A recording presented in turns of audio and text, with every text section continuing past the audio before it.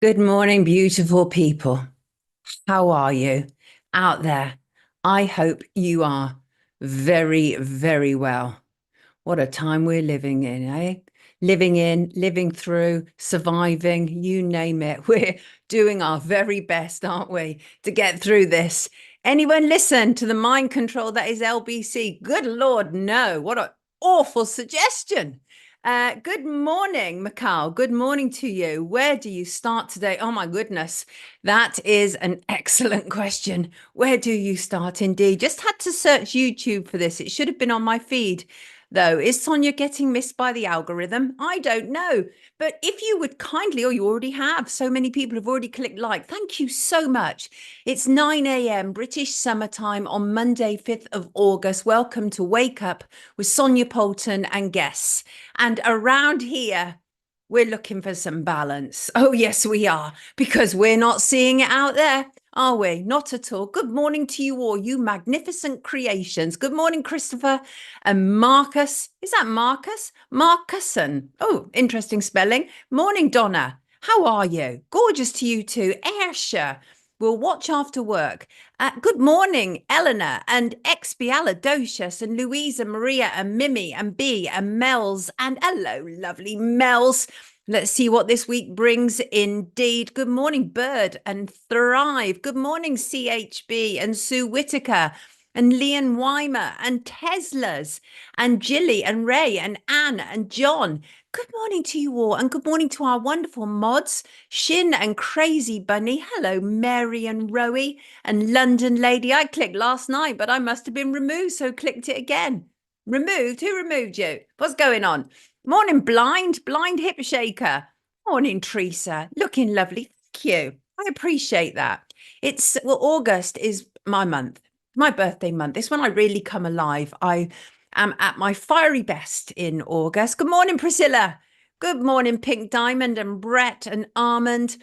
And back to Roots and Mushroom Dreaming and Mike and Chris and on and on. I hope you are all bloody well. Very bloody well, frankly. I hope you are. Hello, Heppelwen. Where do I start? Indeed. Where do I start? Well, let me see. I will first of all just want to say grand rising and good morning and calamera and buongiorno, wherever you are and however you greet the day. Thank you for being here with me. We have a lot to go through today. Oh, yes, we do. And we've got some brilliant people who will be joining me to help us make sense of what is going on the streets in primarily England, but also now seeping into other parts of the UK. I'll be joined by Godfrey Bloom at 9:10. I will be joined by Ash Bennett, aka Dutty Monkey, around 9:30, and I'll be joined by Fiona Rose Diamond around 9:50, and we will all be tackling what is going on in our streets, what is going on in our government, because of course, as England wept over the senseless murder of 3 little girls at a Southport summer holiday club last year, our country raged. And this weekend, people took to the streets and some protested while others rioted and looted. We are a country, a nation that is undoubtedly struggling. We are far from at peace, and our Prime Minister is busy stoking the fire and demonizing people. We're not doing that around here. I asked on social media, who do you think is responsible for what's going on our streets? Because I think it's really important we ask people what's going on, not task forces, not COBRA meetings, people. What is going on? Why is all this disturbing you? And did we get some responses, which I'll be reading out shortly? So we're hearing today there's going to be an emergency COBRA meeting, 24-hour courts for rioters, just as they introduced in the 2011 riots. Last week, I had this awful sense of deja vu. It was just like, oh God, not again. Not again, because I was very, very active during the 2011 riots, not rioting, but actually I set up a group called PAIR, People Against Riot Evictions, because I saw, again, what we're dealing with is the constant and persistent demonization of working class people. That's working class people fighting out there on the streets, fighting amongst each other. It hurts me. It hurts my heart. And we already have government advisors talking about lockdown being the only solution to all of this. And the thing is, from my perspective, and having seen all this before, and this is literally, this is not my first time round this bush. I've seen it all before, and I've seen how these things are used. So yes, there are rioters. Yes, there are looters. Yes, there are racists, but there are also protesters, good, decent, innocent people who are protesting because they are genuinely concerned. And you cannot demonize everybody. Right? Are we going to keep ignoring the working class in England because it seems so? Right? Are we to forever deny working class people a voice? I come from working class, which is why I'm so kind of passionate about it. And on paper these days, very middle class. I never forget my roots. I know who I am. When I was that kid in that council house and very impoverished, I vowed even then to have a voice at some stage in my life and also to give other people a voice. And today I'm going to talk to a cross section of people, as I say. And I just want to say hello to Dr. Moorhen. You were the very first commenter on today's live stream, which was last night. And you said, Sonia, what a time for your show. Appreciate you so much from all over this battered UK. And I appreciate you so much as well. And I appreciate everybody who is here today. And whether you can join us live or join us on playback, you are always welcome. So let me just have a brief overview look before I welcome in our first guest. UK rioting since Friday. We've had Sunderland, Blackburn, Belfast, Bristol, Manchester, Hull, Liverpool, Leicester, Leeds, Stoke, Nottingham, Blackpool, Portsmouth. Yesterday was Rotherham, Middlesbrough, Aldershot, Bolton and Tamworth. There's no saying what today or the rest of this week will bring, but it was actually the 2011 riots, I believe, started on August the 6th, and it's August the 5th now.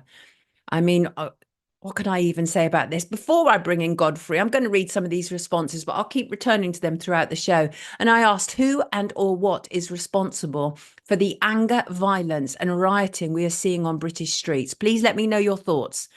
And you did. And Bev Jackson said, first, those who are rioting in the streets. Second, Tommy Robinson and others inciting riot.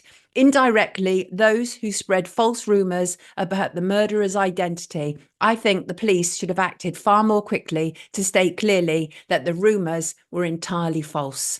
And Penelope Pitstop said the blame lies with the Prime Minister, who deliberately used very provocative language to incite a violent reaction and backlash. He knew exactly what he was doing, orders from his masters.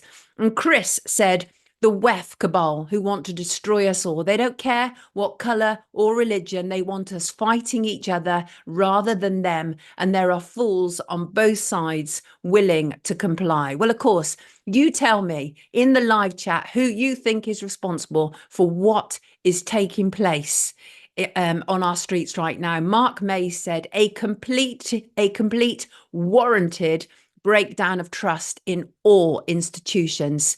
And Jules said, call me a conspiracy theorist, and many do, but it's a lockstep destruction of Western society with divide and conquer the goal. Paid agitators spotted up and down the country, similar to Antifa, and just 48 hours later, it's a clampdown on protests and facial recognition. And Daz said, problem, reaction, solution. Well, of course, we know that expression very well around these parts, right?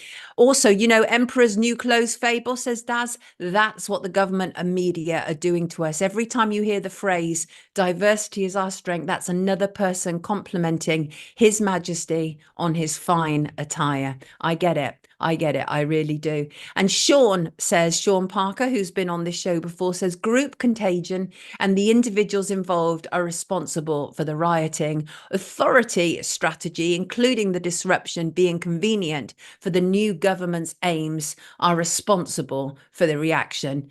And Logan Nine Fingers, who wrote an extensive tweet, and I'm going to read part of it. He said, what's causing the Islamophobic riots across the UK and why now? And actually, I'm going to come back to that one because it is extensive, and Logan actually breaks down quite extensively. Please, can somebody remind me on the live stream if for any reason I don't, because I really want to. And it is extensive, but it's a good one because it tackles things. It's actually an article in its own right. The newspapers are saying that there are online instigators of far-right riots in the UK, as they're calling them, and they've cited people like Tommy Robinson, Nigel Farage, David Atherton, Lawrence Fox, Isabel Oakeshott, Ashley Simon, Paul Golding, Calvin Robinson and Darren Grimes. Yvette Cooper, the Home Secretary, has slammed the actions as disgraceful thuggery. So far, more than 420 people have been arrested. I'm sure that figure will be updating on the hour. And Cooper has warned many more will follow, as authorities are currently scouring CCTV around the country. 24-hour courts concerns me deeply. Really, it does. I'm going to bring in our first guest because he's a goodie and he knows what he's talking about.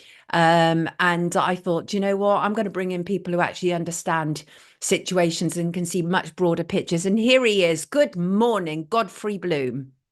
Good morning to you. Absolutely wonderful to have you with us, Godfrey. We want today's live stream to be like nothing else that's going on out in the media, which is entirely biased and isn't prepared to look at the big picture, whereas we like to look at the big picture around here, and I know you do too. And for those who don't know Godfrey, and why ever not, he's author, journalist, he's a former MEP. He has extensive military knowledge. He's award-winning. He's many, many things. He's a commentator, and he's somebody that I trust to give a big picture on this. And I asked Godfrey to come and talk to me about Sir Keir Starmer. Godfrey, where do we start on our British Prime Minister? Well, and a difficult fellow, is he not? I think perhaps the best place to start is his spell as boss of the Crown Prosecution Service. That's a good starting point. Whereas we know his record is frankly appalling. He covered up Jimmy Savile. He did all sorts of Although he things. denied that, of course, he denied that. He said that had absolutely nothing to do with him. That was to do with the North of England CPS about Jimmy Savile. He's always got an answer, of course, hasn't he? Nothing to do with him. It's nothing to do with me. I was only obeying orders. But his record is checkered in these matters, and he's highly politicized. In any regard for the job as the CPS, so that is a very difficult situation for him. But I mean, there's no point in wondering about what he's denied or what he hasn't. Let's talk about what he's been totally upfront about. Oh, he's yes, been totally upfront about he is a World Economic Forum agent. He has not denied it. In fact, he's endorsed it. And when Emily No-Mates of the BBC asked him, did he feel that the power should be in Parliament or Davos? He said Davos. And of course, that's quite true. When you look at the big debates, whether it's excess deaths or anything else, you'll see that the chamber's empty. So we have lost our constitutional democracy, we've lost our parliamentary democracy, and I would argue we've lost our constitutional monarchy because our monarchy is now politicized. So we are dealing with people who are globalists, who believe in global government. They are Malthusians. They believe that the world is overpopulated, not by them and their children, no, of course by not. us and our children. So this is really where it's going. And he's been quite upfront about that. He's been quite honest about that. And now, of course, he's come out with some certainly disingenuous things about our economy. Oh, there's a black hole. We inherited a black hole. All via, of course, his Chancellor of the Exchequer, Rachel Reeves. Just one of life's losers, in my view. But leaving that aside, yes. He's saying, don't get me started on that. Those bloody people, immediate attack on pensioners. Don't even get me started on that. I mean, Godfrey. That is classic. And in the same sentence or the same breath, we're going to send something like £10 billion to Africa to try to stop the sun shining. And we're going to send another £2 or £3 billion to the Ukraine. Yep. He's going to do nothing about the unaudited overseas aid, which runs at just under £1 billion a month. Right. But there's nothing for old age pensioners for their... And do you know what? Can I just say this? I just want to interject there because I think this is important, because even though this isn't apparently about the rioting and what's taking place on the street, this is everything to do with it. This is to do with people's absolute frustration and anger about the way our money and our country is being used by these globalist elites, isn't it? Absolutely. We have a politicized police force We have a politicized judiciary now, as we've seen by the sentencing, whereas if you're a legal immigrant or an immigrant, and you're convicted of rape, you can get a non-custodial sentence. And if you put an advert in a note in your window saying it's okay to be white, you get 2 years in Hull pokey and cut off from your family. So we know the whole system has broken down. Now, I'm not quite sure what Keir Starmer expected to happen with a broken down system if you're not going to get riots on the streets. You're bound to get riots on the streets, and we've seen this in Western Europe. What we've also seen with this policing business is if you are of the indigenous population, you will be arrested and probably given a custodial sentence or a stiff sentence. If you are of the other side, whether you are an immigrant or a legal immigrant or whether you're whatever you're doing, you will be given a very soft time. The police won't go near it. And we've seen the police run away in Leeds. It was quite extraordinary. It looked like it was a bit like Benny Hill, wasn't it? All the police are running away. This is the two-tier policing people are talking about, isn't it? Where we are seeing immediately the moment that predominantly white people take to the streets, there is a problem. Yes, that is the problem, and it's there for everybody to see. But of course, as we know, nobody knows better than you, Sonia, corporate media aren't spinning it that way. So the headline, I think, on Thursday or Friday of the Times of London was "The Myth of Two-Tier Policing." This is one of those things which I find astonishing, where you get a front page of what used to be a respectable newspaper denying what people can actually see on their streets. Right. We live here, we see it. You're absolutely right. It's like the climate scam. We can actually look out the bloody window and we can see what the climate is doing. And yet they gainsay this all the time. And of course, now he's come out and he said we're going to crack down very heavily on right-wing thugs. Well, I saw there are such things as right-wing thugs, but I saw some of the demonstrations in London 2 weeks ago, and it was Middle England. They were arresting a 74-year-old lady for walking down the street. And if you see the dress moving quite away from the concept of Robert Peel's policing, was prevention of crime, Bobby's on the beat, the prevention of crime. That was the whole point of Robert Peel's police force. Now you never see a policeman unless they are team-handed with tasers and these amazing helmets and visors and all the rest of it.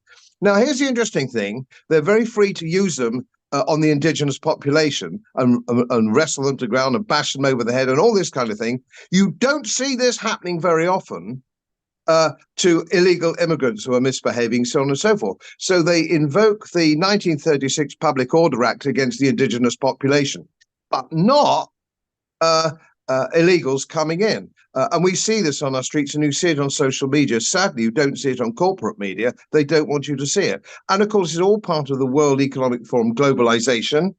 They want digital ID, and then they will say, oh, what can we do? We've got riots on the streets. It's those terrible, nasty right-wing people, and we've got all these problems. So you've got to have digital ID. This is all part of a plan. And here's the extraordinary thing. People still don't get. I don't think that Nigel Farage still actually understands what this immigration is all about. He seems to think, they're letting in lots and lots of mass immigration is a bad thing. And it's because corporations want low-cost workers. It's not for that. The point everybody's got to understand is these people are being let in en masse, and it's the same in North America, to degrade our society, to replace our society, to get rid of our fundamentally Christian society, which has always been relatively welcoming and liberal-minded in the old sense of the word. Now they're coming in such big numbers, and they're not coming here to work. They hate us.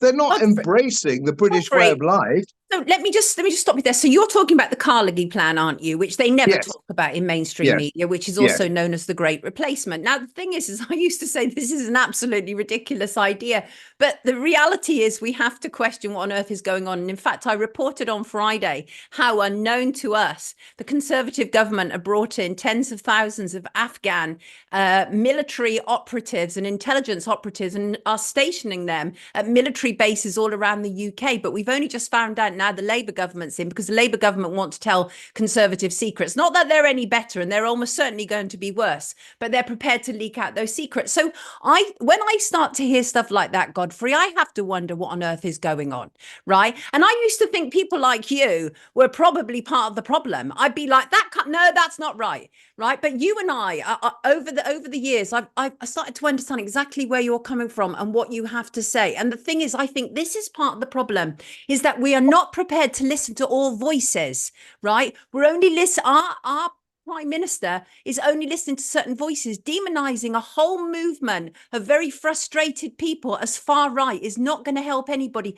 Do you think, Godfrey, he is deliberately inflaming tensions? Oh, without a doubt, because in order to replace society, to change society, you have to break down the society that's in existence. Right. And that was always the mark of communism. You break down the society, you break down the power of parliament, you break down representative democracy, and you politicize the police force. We've seen all this before. We've seen all this before in the 1930s in Western Europe, and we've seen it in the Soviet Union. Now, these are the sort of problems that we have. Now, I addressed the Oxford Union about 10 years ago on the subject of immigration, and the motion was this country's had too much immigration. And I think the undergraduates and everybody is quite surprised at my view. I said, yes, we've had too much immigration, but I made the point that I'm not anti-immigration. What I am anti is mindless immigration without any discretion about who comes in. Now, I married into a Polish family, Anglo-Polish family. My father-in-law was a tank commander in 1st Armoured Polish Division. He loved England. He embraced England in every single way. He was an entrepreneur. He was more British than the British, in spite of a rather extraordinary Polish Yorkshire accent. It was great fun. Generous-hearted man. Of course, immigrants are welcome. And the people that came over from the West Indies in the 50s and 60s were God-fearing Baptists and hard-working people. Yep. There's nothing wrong with immigration. But what we haven't learnt in this country, you have to be discerning. And in the old days with Canada, Australia, and New Zealand, they would say, yes, if you want to emigrate to us, this is post-1950s, if you want to emigrate here, what are you bringing to the party? I'm a doctor, I'm a nurse, or I'm a hard worker, or whatever it happens to be. Well, you're welcome. Yes, do please come.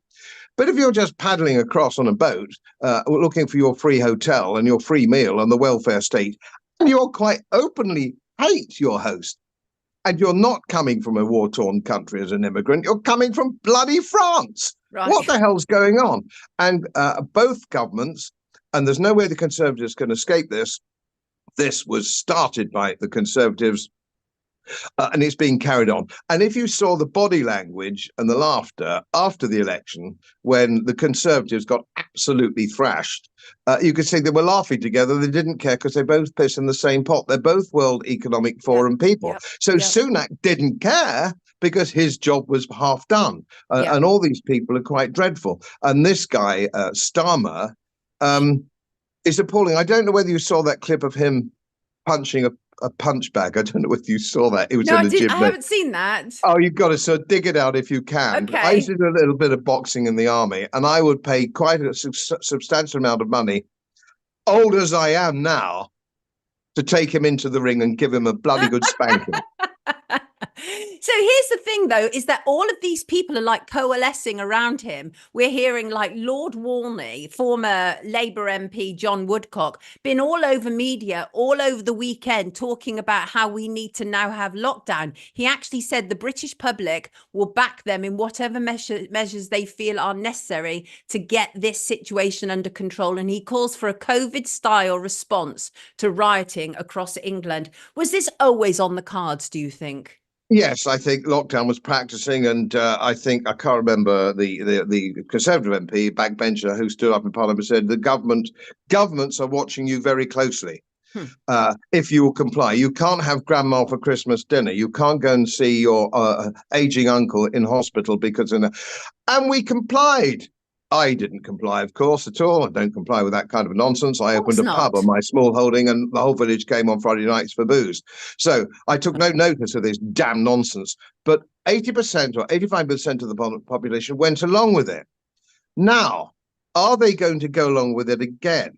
I don't think they're going to fall for it twice, but we'll have to see. But nothing disturbs me, I think, more than the stupidity and laziness of the bulk of our population who aren't standing up for their rights under the Constitution, our own Constitution, Tolerance Acts, all the things that go to protect us have been thrown away. So I think this silly old sod's been brought out of the woodwork to actually, it's flying a kite, a warning. Right. A warning order. It's a warning. But are they going to round up the thugs from the other side who are carrying clubs and walking around the place, and there are ghettos, and you can't go to the ghettos, and the police can't go into some of these ghettos in some of the big cities? Or as he said, it's going to be totally one-sided. It would appear. No. It would appear it is one-sided, which again, of course, is part of the whole damn problem. We know that at least 420 have already been rounded up. They're going to have courts 24 hours, just like they did with the rioting. He said, we'll do whatever it takes to bring these thugs to justice. And the thing is that even, I have a long history of very much supporting immigration, and even my dissertation at university was about the demonization of immigration. But I think it's really important that we listen to what people are saying. And I think that a lot of the problems that we're getting out on the streets, and I am not justifying people setting fire or vandalizing or destroying. I'm not justifying any of that. But I also understand what Martin Luther King said, and that is rioting is the voice of the unheard. And that is a fact, isn't it? I'm afraid it is. And of course, who is this really going to hurt eventually when it rolls out? Yeah, is our good immigrants, because you find when the pushback comes back on a monster scale, as I imagine it will, because it usually does if you look at these things historically, your welcome immigrants, your Muslim doctor, your Filipino nurse, or your corner shop Hindu, all the people who contribute to society, productive who are members of good society. people, good immigrants. And this is a point I made at the Oxford Union. Welcome. Those people are welcome, but the baby will go out with the bathwater because of these thugs. And when I was in Oman 2 years ago, I got some friends when I was at college with, military college, who are now generals and top people. And he said to me, he's an Arab Muslim. He said, why do you let these people in? We don't let them into Oman or Dubai or the Emirates. These people are the scum of the earth. Don't let them in. And that was a Muslim telling me that they'll destroy your country. We don't let them in. They come with bad intent. We have to be more discerning, and we have to not immediately tar and feather people as racist when they say that we have a right to have our borders secured. There's nothing wrong with that whatsoever. That is about the security and safety of a country, of a nation, and we're not doing that. And you're absolutely right. I completely agree with you. This is a bigger agenda. This is a WEF. This is a globalist agenda, and we're on the receiving end of it. And which is exactly why I wanted to talk to you. Get things cracking. Thank you so much for joining us this morning, Godfrey. We're going to put a link to your YouTube channel because I know you've made lots of commentary about this, about Keir Starmer, and I want to make sure that people hear that in its entirety. Everybody, this is Godfrey Bloom. Take good care of yourself, Godfrey. Thanks for having me on. Lovely to talk to you. Lovely to talk to you too, sweetheart. God bless you. Take care. Right. I really enjoy talking to Godfrey. And the funny thing is I wouldn't. He's like, a long time ago, I used to think, what an a-hole, and I'd see him in the press and everything because media told me to hate him. And I was coming from a completely different place from him. But I really think that we have to be more balanced. We have to not just automatically fall back on, oh my God, we can't do that. We can't do that. No, we have to listen to people. People have to be heard, and we're not listening to people. And I think there's a real problem there. Before we bring in our next guest, let me see what you're saying in the chat, people. What are you saying in the chat right now? Let's see. Whoa. Okay. Bear with me. As soon as this chat stops for a second, thanks Godders. I see lots of thanks Godders. Blooming, brilliant, accurate. God, says B. Thank you, Godfrey. We in Ireland say no and mean it, says Stephen. Fair and free elections, meritocracy. He's a great guy. Lawrence says I usually hit like 4 times. Can you do that? Jennifer says, thanks, Godfrey. Great interview from Oz. Countess says he's always on the money. And open mind, Sonia, rather than echo chambers. Mels, we need that. It's like, who is being helped by what we're, the media going, oh, those are all far right thugs. Nobody's being helped. Nothing is going to change.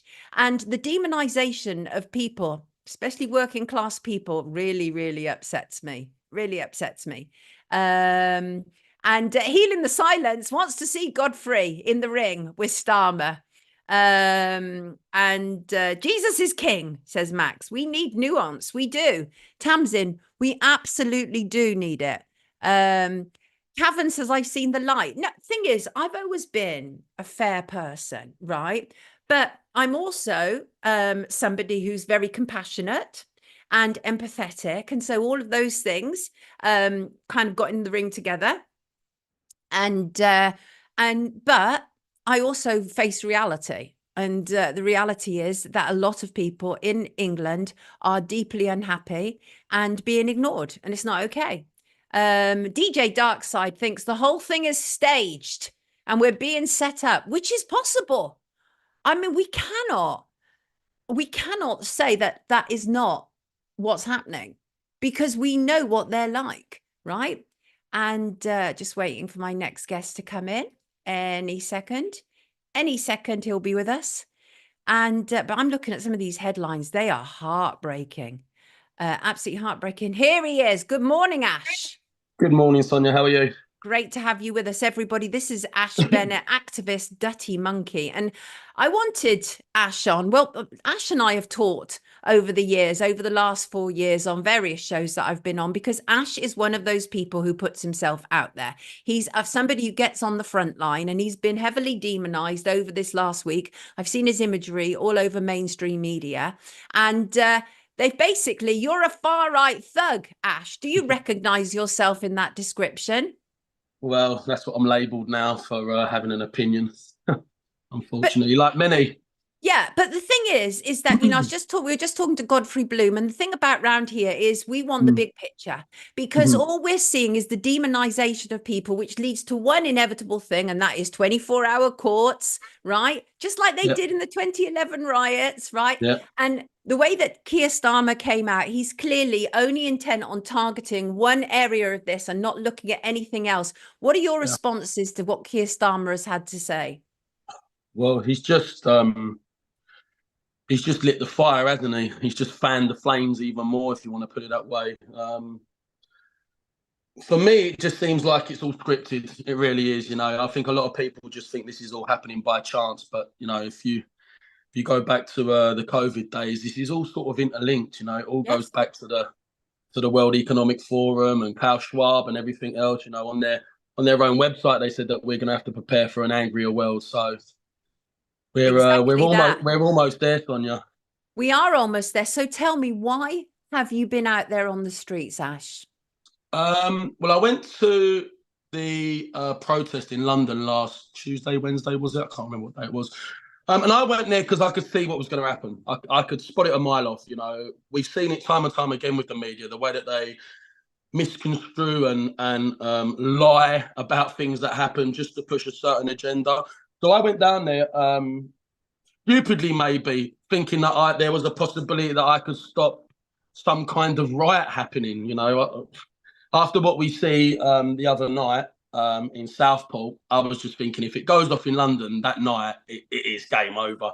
So I went down there just to sort of be a voice of reason to people.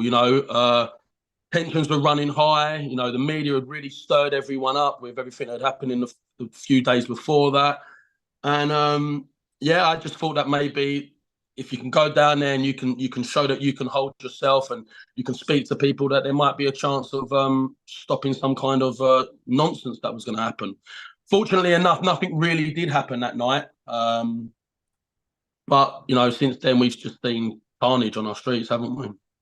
And it's heartbreaking, isn't it? I mean, I think, Ash, you probably come from quite a similar working class background to me. And all I see is a lot of working class people being demonized. I'm seeing working class people who are going to be losing their job, not even people who are necessarily involved in the extreme aspects of what's taking place, but just by being there. I'm literally seeing, see, the thing is, we keep going on about far left, but far right. But what about far left? There are a whole load of those kind of people. There are extremes, aren't there, on both sides? But Ash, when you're out there on the streets, is it your experience that the vast majority of those people are racist?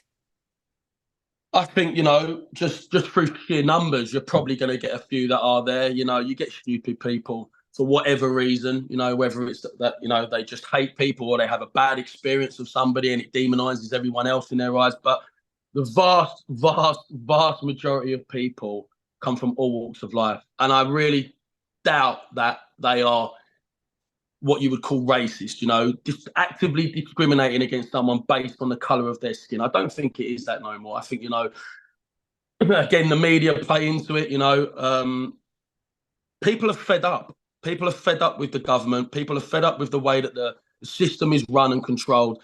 They're fed up with the two-tier policing, which I see for myself that night, you know. The police were out there to aggravate. They were looking for trouble. You know, I saw one gentleman who was standing behind the barrier where we were allowed to stand, and the police just ran over to him and grabbed his Union Jack flag, tried to rip him over the barrier. Everyone else running to grab him, and then, you know, you've got your photos, and it looks like that the protesters are starting the trouble. And this is how they get everyone in the country. You know, a couple of photos with a headline to it, and most people have bought it. And this is the problem, because now all we have is a lot of noise. And one of the things I wanted to do today with the choice of guests, the guests that I've chosen, is literally to dial down the noise and try and make sense of what is taking place. And because we know about the bigger agendas. We know about the WEF agendas. We know that, you know, Godfrey Bloom so brilliantly articulated exactly the fact that Keir Starmer is much more of a WEF man than he is a Westminster man, as one example. 100%. And we know that, right? And we know that it was like a handover of power from Rishi Sunak to Keir Starmer. And in the first few weeks, but Ash, I cannot get out of my mind that 2011 riots kicked off, and it was tomorrow, August the 6th, right? So we're back there again. We're back there at the height of British summer. Tensions are inflamed. And the thing is that I don't think what was happening out on the street was really anything about, very sadly, I mean, initially, I think about those 3 young girls who were murdered. I think that was the fire. That was the camel, the straw that broke the camel's back. Right? Yeah, absolutely. It was the catalyst. And I think, you know, it might have started off as that. And I do believe people did come out for that. But, you know, the mob mentality, when you get into a big group, unfortunately, it spreads like wildfire through people. And we also know as well in these situations, Sonia, it's been proven time and time again that the police are there as well. They instigate these things, you know. And you have infiltrators. We know about agent provocateurs. I mean, spy cops is a very real thing. These cops were literally having babies with activists and pretending that they were boyfriends. That went all through the courts. That happened. So we know that. So we have to allow for the fact that there are paid agitators that have also 100%. Been introduced as well. And but 100%. The thing is, Ash, for the most part, what you're saying to us, what I'm getting from this, is that people are out there because they're just sick and tired of being sick and tired. Absolutely. And the thing is, you know, if you demonize, you know, a section of the public, you don't listen to them, you gaslight them, you know, you call them names, eventually people are going to break, you know. And this is what's happening now. Like, legitimate concerns for many years have been completely ignored by so many. And instead of, you know, us acting like adults and sitting down and talking, most people just want a point score. You know, it's almost political, you know, like the way that people act when they're choosing their side of who they want to master them, you know. And it's beyond a joke now in my eyes. People have really got to start thinking about what they're doing. And that's why I was down here in London on the Tuesday, because I was trying to make them understand, you know, if you act like the way that they want you to act, then tomorrow you're going to be the bad guys, when actually you're out because you're demonstrating against a person, you know, who came to this country, born in this country from immigrant parents, you know, who's killed 3 little girls. And that should have been the message from day one. But unfortunately, You know, people get carried away, people are angry, and emotions take hold. It really concerns me because, of course, what we see is the agenda all kicking into place. And I was talking with Godfrey about how Lord Walney, who was a former Labour MP, John Woodcock, he was all over media at the weekend saying that we're going to have to respond like in a COVID-style lockdown way to what's going on. I mean, how unsurprised were you to hear that? Not very, you know, this has been spoken of for a long time now, you know, especially within the convict community and the freedom community. A lot of people have been saying this has been on the books for a while now. So to be honest with you, it would not surprise me if they did try and bring it into play. I don't know if the great British public would put up with it, but it'd be interesting to see if they do try and implement it. I'm so concerned, though, because the problem is that we are deliberately being told to look here when we all need to look here. And that happens. And what happens, obviously, is the media rallies around their friends in the government. They're all on message. And that's why it's even more vital to bring in voices like yourself who are out there and actually can give us a much more realistic picture of what is happening on the streets. Because obviously there are these horrible isolated incidents where people are just literally running wild, setting fire to buildings, breaking up libraries and everything. But I don't believe for a second that is the vast majority out there. And I think the stirring of the pot is a very deliberate ploy, isn't it, to make everybody seem as if they're the problem. Oh, absolutely. I honestly don't. I don't get it. Like I said, I understand the mob mentality, and once you're in something like that, I think it's very hard to break away. But I think the vast majority of people do not want to see what is happening right now. You know, what is looting Greggs gonna do? You know, like what's a couple of sausage rolls? You know, to the 3 girls that died. A bath bomb from Lush. What the hell? And the thing is, these people need to be ostracized themselves because they are creating a problem, because an important message needs to be sent. And the thing is, I was just saying to Godfrey, I come from a completely different place. Like, I've always been totally pro-immigration, but I completely get where people's concerns are. And I also get the fact that people are not only being ignored, but they're now being demonized and they will be imprisoned, right? We're literally, I was watching some reports yesterday, Ash, about this guy who was only in prison last year for manslaughter, and he's going to be let out of prison in order to be able to free up some spaces. So they're actually letting out people who have been involved one way or another in the deaths of other people in order to be able to create spaces for people who are rioting. So this is like a war against the working class. That's what I feel anyway. That is my sense. What about you? I do feel like they're actively targeting people now who have, like I said, legitimate concerns. I have no problem with immigration. You know, I come from an immigration background. My granddad was born and bred in Jamaica, you know. Right. So it's just ridiculous. Some of the people, you know, calling me racist, or I'm against immigrants, or I'm against, you know, some kind of, it's just absurd, you know. I think that there has to be a sensible conversation about immigration, legal. The biggest problem we have right now, you know, and what is winding a lot of people up is these men coming in on these dinghies from France, you know. If you try and speak to anyone who's against what's happening and you know, you try and explain to them, they can't give you a simple answer as to why these people are coming over here, why they're being stored in their hundreds, if not thousands, in all these military bases and hotels up and down the country. But at the same time, you know, going out and setting a Holiday Inn with people inside it is not the way. You know, if you're demonstrating against a 17-year-old lad that stabbed 3 children, but you'll happily sit there and cheer on a man trying to set light to a building with people in it, you're no better in my eyes. You know, regardless of what you think these people are, regardless of what you think they're going to do, they've done nothing so far apart from enter our country illegally. And that's not down to you. That's down to the authorities to deal with. But the problem is the authorities ain't dealing with it. And this is why people are really getting the hump now.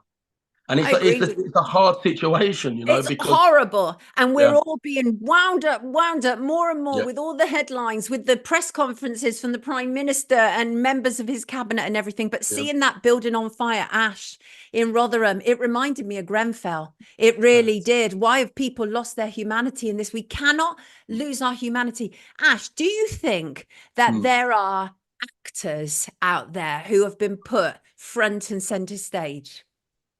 Yeah, I definitely think that. Well, you know, I'm going to sound like a real conspiracy. I don't believe any of it, Sonia. I really don't. You know, What do you mean you don't believe any of it? What well, in terms of the politics and that, I don't believe it. I think it's all just made up. They have a script that they're sticking to right now, you know, and this is part of it. You know, winding up the general public, not listening to them, you know, demonizing them, you know, making out that, you know, certain people are heroes, making out that certain people are enemies, you know, and they know exactly what they're doing. You know, the best thing that we can do right now is come together and act sensibly, you know, because I understand the frustrations. I understand that people, you know, want to riot or want to express themselves, but it's not the way, you know, and all it's going to do is make things a million times worse. It's interesting you say we need to come together. Did you see what happened in Belfast? That is unprecedented. You had Catholics and Protestants. I don't think they were predicting that at all. I did not imagine that in my entire lifetime. So this is what happens because now they feel that they've found a common enemy, which is the uncontrolled mass immigration, right? This is an unprecedented step. And the thing is that people do need to come together. And I do agree with you, is that actually immigrants themselves or the people coming in on the boats, they're really not the problem. It's the policies and the enabling of it that is allowing this to happen. But the thing is, there also has to be a clear message to people, and that is, it's not a good idea to come to England at this moment in time, right? Do you think this is going to actually impact like genuine tourism as one example? Because I've got a friend who's coming in from the States this weekend, and he's like, I'm not sure I want to be there now, because obviously they're hearing awful things all over the world about us. Yeah. They're trying to make out, you know, like we're the problem, and it's been like this for a little while now. You know, if you go on any kind of social media, especially like Twitter and that, there are so many people who hate being British now. You know, they actively say it out loud. They hate their own. You know, they demonize certain people. You know, you've got, you know, one of the stains, gammon. You know, and it's aimed at fat white people. You know, and the irony of it is these are the people that tell you they hate racism. Well, it is just racism. These are the people who will take a knee. These are literally the people who will take a knee. I completely agree with you. That's what I'm saying, is that the far left are as bad as the far right. And I do believe we have both, right? But and that's the thing. But the thing is, Ash, we've been taught to hate ourselves. We've literally been taught to hate ourselves. And the thing is, I have similar family to you. My daughter, half Jamaican, her father was born in Jamaica. Similar situation. But we, as English people, have been taught to hate ourselves, as to see ourselves as the lowest of the low, as the problems of the world. And that is what has happened. And you see that on social media. You're absolutely right. When I see people literally doing ourselves down, you have to love yourself first. Absolutely. Right? You know? Ash, what do you want people to know, mate? That all is not lost. You know, we are the people. We outnumber them by millions and millions. And the problem is we just need sensible voices right now. We don't need people stoking the fires. We don't need hatred towards other people. You know, we just need to sit down and come together and speak sensibly. The problem is we just don't have that voice in the public eye right now. And that's a big problem, because anyone who is speaking up now is just completely demonized. And it's hard to get the message out there when you are labeled as something that you're not. You know, like I said, like you said, my face has been across social media and media for the last 24 hours. You know, and it's, you know, right-wing thugs. And I'm standing in that picture. I'm not a right-wing thug. You know, I didn't even vote this. I didn't even vote, you know, so how can I be right-wing? I don't believe in politics. I think it's just a game. I think it's there to, you know, separate the masses and have everyone arguing with one another. So to be demonized like that, it's it's not very nice. It's not very nice, which is why I said you want to come on and talk, because you deserve a voice just like anybody does. We have so many comments, Ash. We have literally thousands of comments. I can't even work through them, right? But there are people on here saying our ancient history is amazing. Police cannot resist the people as long as the people all go up at once. And a bit like Starmer hating the pensioners, they treat us like demons and will certainly act like it now. We know the truth. Police will fight the English, but they can't fight rubber boats. The problem isn't the country or the people. It's those who are running it, both government and police force. So many comments. People are passionate, and And that is the thing, is we invite your comments around here. I literally started the show because on Saturday I said, who do you think is responsible for this? Because I'm absolutely aware as a journalist, one of the biggest problems is not giving people a voice. People need to have a voice, because you push people underground, you're going to create more problems than ever before. And that is exactly why it is vital to talk to you this morning. Ash, thank you so much for joining us, everybody. This is Ash Bennett, aka Dutty Monkey. Take good care of yourself, sweetheart. Keep us up to speed with what you're doing. All right. Take care. Speak to you soon, Good Sonia. Monday. Thank you, God darling. bless you. Bye-bye. Brilliant. Absolutely brilliant. Thank you for all your comments. So many comments going on out there. This is a busy stream this morning. People know. People understand. People get it. Right? People absolutely get it that something is badly wrong. We can't keep demonizing. We can't keep demonizing people who are just asking questions. But yeah, the uniting of Protestants and Catholics, phenomenal.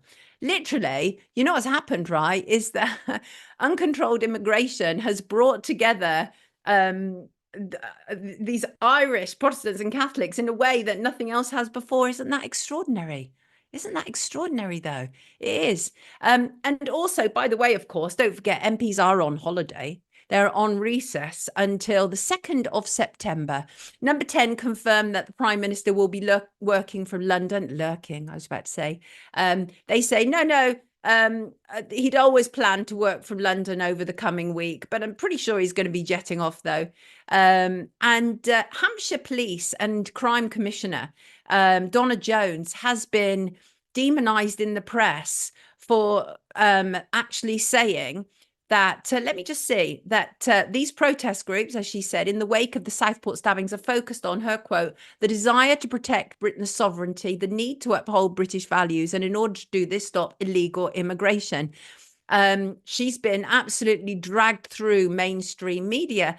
But the thing is, and so what you have people like Liberal Democrat MP Danny Chambers saying he was deeply concerned about her remarks. These extreme views make her totally unsuitable to hold this position of responsibility.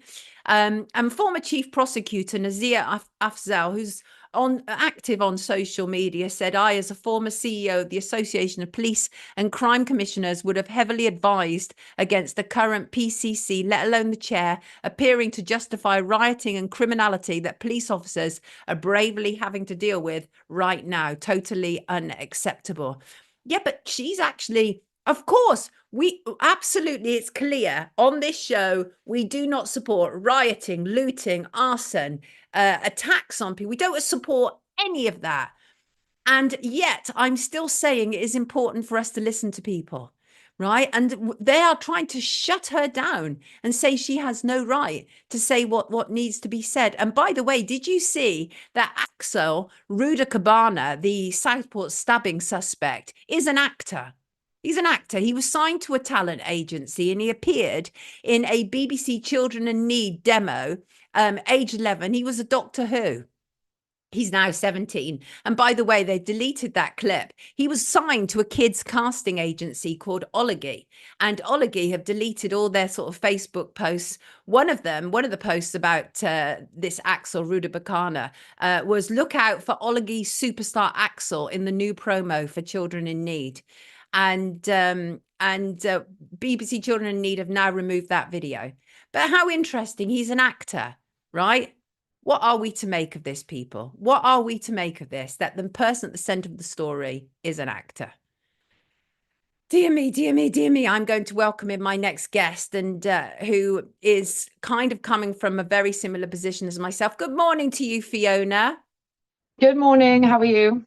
Really well. I mean, where to even start? Really good to have you with us this morning, because the thing is that, you know, as we've been saying this morning, it's really important to hear all voices, and we're not hearing all voices in media. And so we started off with Godfrey Bloom, who didn't want to, I asked him to talk about Sir Keir Starmer. And then we went to Ash, who is an activist out there. And now we're coming to you, Fiona Rose Diamond, and we're coming to you for a number of reasons. One is you've watched what's going on with a very heavy heart, right? And the thing is I think you are perfectly placed to talk about this. You're organizing a proper get together in September, which we will talk about us bringing us together, standing together, uniting lawfully as you point out. But I think you're perfectly placed because you saw exactly what happened with C19. You organised events around that to bring people together. Talk to us, Fiona. What are your thoughts? I think, well, first of all, I want to say I've got to be quite measured in what I say because I will be being looked at for potential incitement because I am organising a rally. Right. So anything that I say, I've got to be very, very cautious. And it kind of frustrates me because it's almost like sometimes I can't express my full opinion in case it's taken in the wrong way. Yes, like So, something's coming down on us, isn't it? It's like yeah, oppression all the time. Yeah, got you. yeah. So nothing that I've seen in the recent weeks has surprised me at all. I think people have probably seen it coming for years. Anyone that's been in activism, standing against the lockdowns from the very beginning and even before that. And so nothing has surprised me. But yes, it's a lot of it's brought me to tears. A lot of it's made me very angry. You know, I've not been sleeping because I've been scrolling through Twitter because you only really get when you're looking, you've got to look for it, both sides from social media. So we're only seeing one narrative play out in the mainstream media. Why that's surprising to anybody based on the last 4 years, I really don't know. Right. So the shock in, oh, why are they not saying this? Why are they not saying that? Because they have a very, very clear agenda. And this is the thing. We talk about uncontrolled migration, illegal migration, when in fact, I believe it's entirely controlled.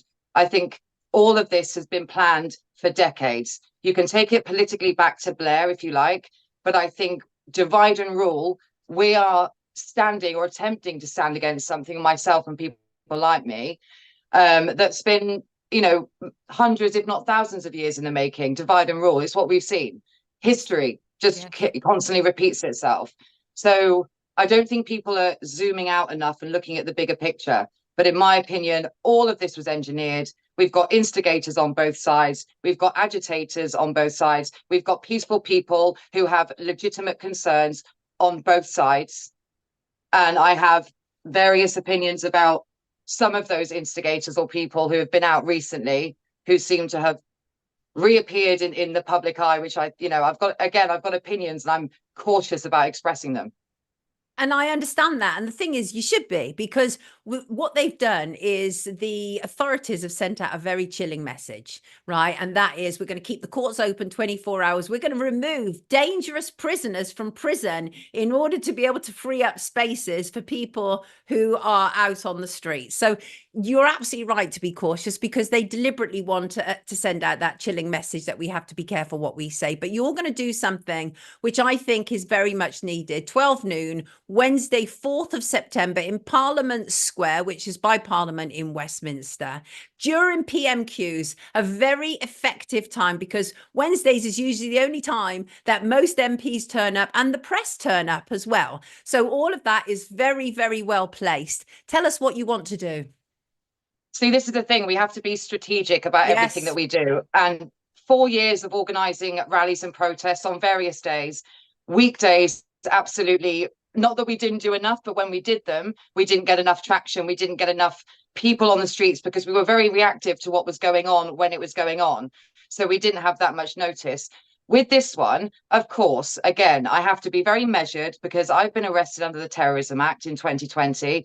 I was put on a watch list. I was held for 36 hours with my house raided for organising a peaceful protest. I didn't get phone calls. I was made incommunicado. So some of the things that I've seen obviously are very questionable. But with regards to PMQs, obviously the idea is to be seen and to be heard. But if I was to arrange something right now and engage in what's going on when it's inflamed the way that it is, I'd be taking obviously even more of a risk. And I think anyone that thinks along the lines that I do, which we know millions of people must because of what happened during COVID. Where were these rioters? Where was their rage during COVID when lockdown, when businesses were being closed, when the suicide rate was up 300%, when people were being, forced to take a vaccine, even though they say they weren't forced. Careful, we're on YouTube. Be careful Sorry. what you say about that. It's all right. Sorry. It's okay. So you can say I'm very frustrated. But additionally, understood. I know that we've spoken about the riots in 2011, like that's been brought up a lot on social media recently, but what's not really being spoken about as well was BLM and what happened in 2020. Fair point. Talk. Yeah. as somebody who was arrested on, I think it was the 20th of May, it was in Hyde Park when about 200 people gathered. We probably had about 500 police officers, including TSG. I was stood there with my little sign about a tyrannical government and no democracy and whatnot. And they seemed to be targeting people with signs. Obviously, one of those people was me, Piers Corbyn and the like. And then a week later, we saw George Floyd. Whatever you think of that situation, something happened in America that then spread out across the world that created this mass, again, riots. They turned into riots, and we saw two-tier policing then. So me being arrested, there was 19 of us arrested on the 20th of May, 13 of us charged in one day. Wow. I observed with BLM.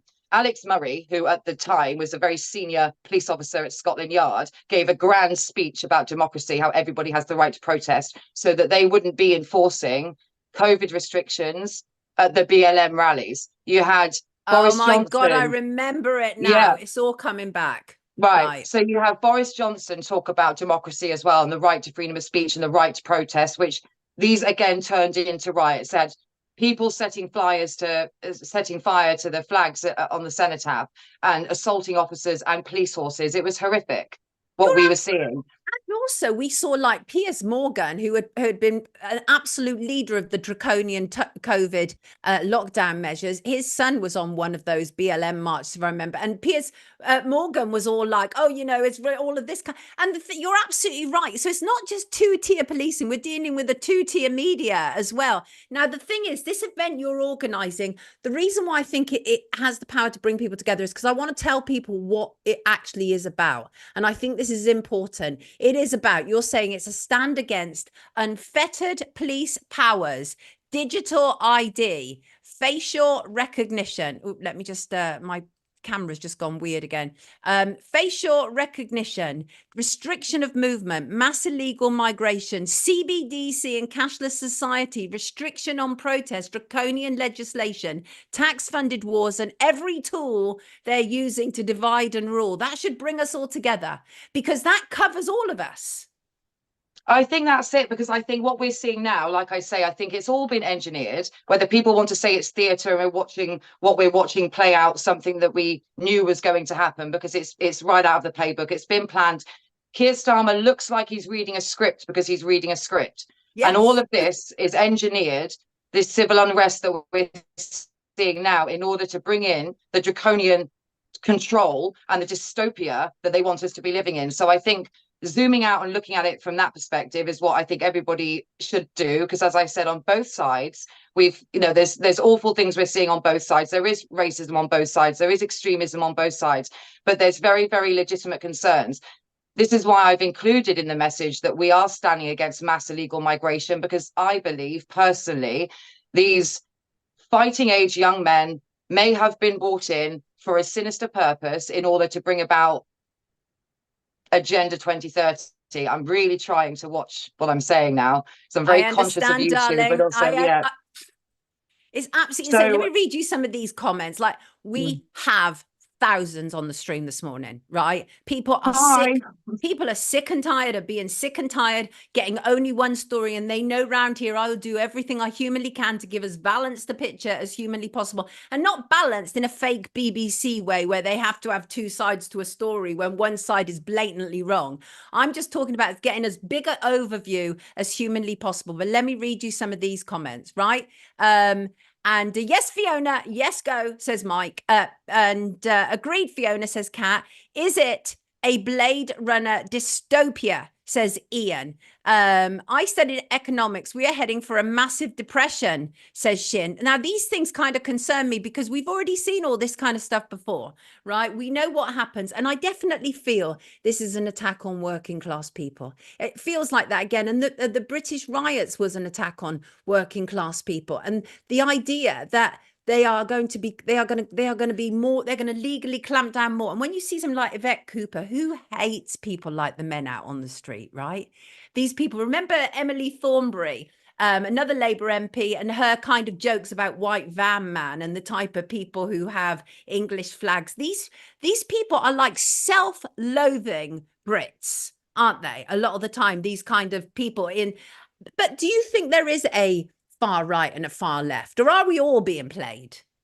Oh, I think we're all being played. We're all being puppeteered. We're all being stage managed. And like I said, how do you combat what I believe to be hundreds, if not thousands, of years of divide and rule? Right. And this is where, when we're zooming out, I see, because I have a view on what's going on in Israel and Palestine. I think most people, if they know me and follow me, they might know that view.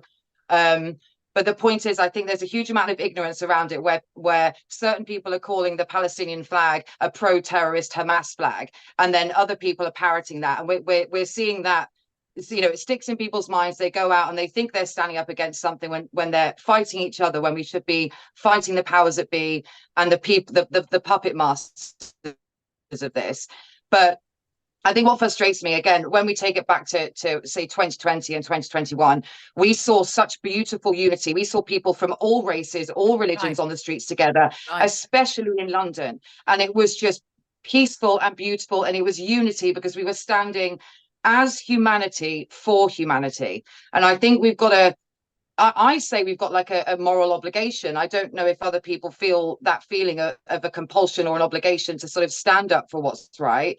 But people are absolutely playing into the engineered divide and conquer in order that what they've done to roll out this Agenda 2030 and this totalitarian control and all this digital ID. So everything that Keir Starmer is talking about at the moment is exactly what they've had planned for a long time. So it's not surprising to so many of us.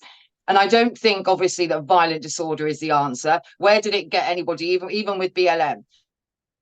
But with regards to, for example, economics, I'm sure the person that made the comment about economics, I'm just getting into learning about stakeholder capitalism or stakeholder communism now, and the World Economic Forum and their plan economically and politically. And I think we all have to consider sort of that surface level when it comes to politics and whatnot. They're not dealing with a crisis. This is a plan. This has been engineered. There is a problem with mass migration. There are mothers that are concerned about their children walking the streets at night. There is a huge problem here, but they want us to believe that it's impossible to recover from. So we have to be violent on the streets in order to have our voices heard. And obviously, I don't think that's the answer. Very well said. I mean, that is absolutely very well said. And so what we all need to do is, all people who understand what is going on in the big picture, they need to get themselves out there on September the 4th, is it? I think. Let me just remind myself. Yeah, it's Wednesday at midday. I understand it's a weekday. It's hard for people to get a day off work. But if there was ever a time when we should be taking a day off work, obviously, I think it's now. There's a strategy to everything. What's the point in going to Parliament when there's nobody in there, really? They might be having their COBRA meetings, but there's no one there. And like you said, MPs will be there. Let's give them a welcome party that they actually deserve, and people have their voices heard. But let's be united. There is a problem. People have legitimate concerns, and I'm all for legal migration and people who want to come and contribute to society, again, on this surface level. Contribute to society, be law-abiding moral citizens. I don't care what faith people practice. You know, I'm someone who was born and raised Catholic, turned atheist, turned spiritual, whatever you want to call it now. And I just know that the human race is on a path of complete self-destruct if we don't see that we've got strings attached to all of us, and we need to be facing the real enemy, the engineers of all of this, the World Economic Forum puppet and Davos demon, Keir Starmer, and his cronies that are in there. I think it's time that we really deal with the real problem. Now, I don't know how this is gonna play out. I think it's going to eventually simmer, but with the potential of lockdown type legislation, where were these people in 2020? As I said before, I won't repeat for fear of your losing YouTube. Yeah. Where were they? But I take your point, though. Then? And it's a valid point. It's a valid point, because then all of our rights, our freedom to assemble, our movement, everything was being clamped down on. And that was an absolute attack on our freedom and liberties. And you're absolutely right. And so, but the thing is that, you know, as an activist, as somebody who's been out there, you also know that there is infiltration that takes place. And my concern is how much infiltration is actually taking place, because it looks awfully well organized. This does not look like organic groups just springing up. Look, again, I'm at risk of having people dislike me for having certain opinions, but I could see this coming from the 7th of October 2023, when we saw what happened in Gaza and Palestine, and how inflamed things are, the language that they're using, the dividing, and then acting like they want equality when actually for some groups it seems like supremacy in a way. And this equality is all part of the, you know, it's not really about equality at all. It's, you know, get us to all sort of kill each other, hate each other, so they can bring in the control that they want.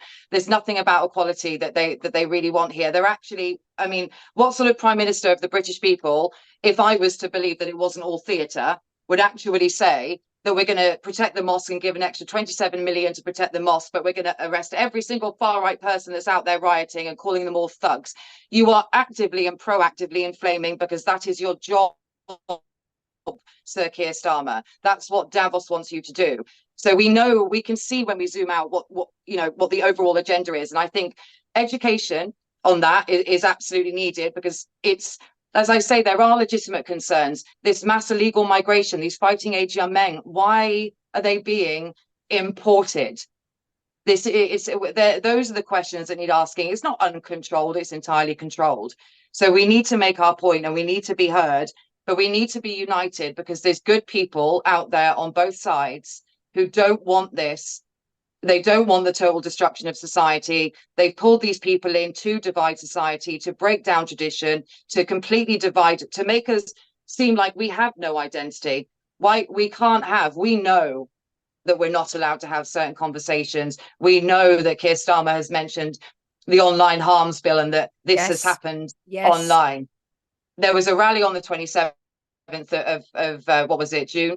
27th of July, sorry, obviously in Trafalgar Square with Tommy Robinson. Whatever people think, there was good people there who wanted to stand for their country. Whatever anyone thinks of Tommy Robinson, I have a view, and I think that he's incited from a distance. I think it's very unusual for someone, speaking as someone who's been arrested under the Terrorism Act, held for 36 hours, made incommunicado, had my house raided, had my laptop, my phone, my notebook stolen, because I organised a peaceful anti-lockdown rally.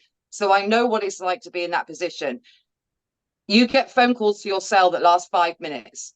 Somehow he has one that lasts 11 minutes, in which he manages to say everything and say that, oh, they asked me what I thought about Palestine. I just don't buy it. I think that he's inflaming the situation, and I think that he's unaware of the overall issue of the Agenda 2030, of where they want to take us. It's not so we're living in a Muslim state, it's so we're living in Big Brother, in George Orwell's 1984. And I think we need to look at who these people are and what they're saying, the good people that are in the crowds, but who's instigating on both sides, and this ignorance. Like I'm totally anti-genocide worldwide. Right. But we also have to acknowledge, that we have created unrest in the Middle East, in Africa, in India, through our empire building for decades, if not, well, centuries longer. And we've created this. We've gone into countries and said, oh, we need to take your dictator leader down, and then we'll create a great new world, and then we'll steal your oil and have you living in a third world country, and then we'll experiment on you with Big Pharma. Right. This is decades and decades of engineering. And I just want people to see that we are a human race. We can be united. We've got very good migrants living in this country. We've got people, Muslims that were born and bred. There is racism on both sides. There is awful scenes that I'm seeing of people being stabbed and beaten up on both sides. Machetes being wielded. Awful. Why are the police? Well, I say, why are the police doing this? We know why the police are not doing their jobs on one side of this. You've got was Sky News reporter who was seen reporting with her hard hat on, where there was a group of alleged Islamists running behind them with machetes, and she's talking about the awful far-right thugs, and it's right there behind you. And I'm kind of glad that happened, though. Yeah, so am I. So am I, because people need to see it for real. Everybody, this is Fiona Rose Diamond. And let me just read a little bit of something that you wrote. And that is, we need to get together on Wednesday, 4th of September. We need to put our differences aside, understand that we are one, we are human, we are being played and puppeteered through the problems they created in order to get the reactions they engineered so they may usher in the solution they had planned. This is Fiona Rose Diamond. Take good care of yourself, Fiona. Thank you so much for joining us this morning. Bless you. Have a good week, darling. Take good care of yourself. Thank you, you too. Brilliant. Yes. And I agree with her. Let's bring us all together. We need to come together. We need to come together. We absolutely need to come together. How are you all out there in the chat? You beauties. How are you? I find Lawrence Fox almost more objectionable than Tommy Robinson. Thank you, Fiona. Brilliant guest, says Peter. Outlaw the WEF. Outlaw the membership label as anti-human traitors to humanity.